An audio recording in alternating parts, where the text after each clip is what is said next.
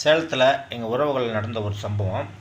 ஒரு தந்தை தன்னுடைய மகளுக்கு ரெண்டு மகளுக்கு சீர்வரிசை கொடுக்குறாரு. அப்போலாம் நான் சின்ன வயசாக இருக்கும்போதெல்லாம் சீர்வரிசை கொடுக்குறது ரொம்ப ஃபேமஸ்ஸு. அதுவும் வருஷம் ஒரு டைம் பொங்கப்பானை கொடுப்பாங்க. பொங்கல் சமயத்துக்கு அந்த பொங்கப்பானை இதெல்லாம் நிறையா கொடுப்பாங்க, உடம்பெல்லாம் கொடுப்பாங்க. அது மாதிரி 2 மகளுக்கும் கொடுத்துக்கிட்டே ஒரு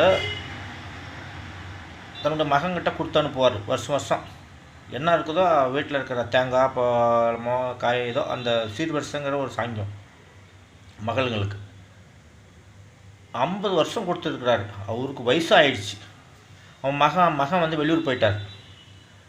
அதனால் அவர் தன்னுடைய மனைவிகிட்ட கொடுத்து அனுப்பிச்சார். மனைவியும் அவர் தாத்தாவாயிட்டார், மனைவியும் பாட்டி ஆகிடுச்சு. ஆனாலும் மனைவிகிட்ட கொடுத்து அனுப்பிச்சுருக்கிறாரு அந்த சீர்வரிசை. அதாவது உறவு வலுப்படுத்துறதுக்காக. மகளுங்களோ ஞாயிற்றுக்கிழமான சிக்கன் மட்டன் நல்லா பண்ணி எடுத்துகிட்டு அப்பாவுக்கு கொடுப்பாங்க, கொண்டாந்து கொடுத்துட்டு போவாங்க. வாரம் பெரும்பாலும் இல்லை, மாதத்துக்கு 2-3 டைம் ஞாயிற்றுக்கிழமை நடக்கும். இது மாதிரி இவர் போய் கொஞ்சோண்டு கறி எடுத்துகிட்டு சாப்பிட முடியாமல் இல்லை.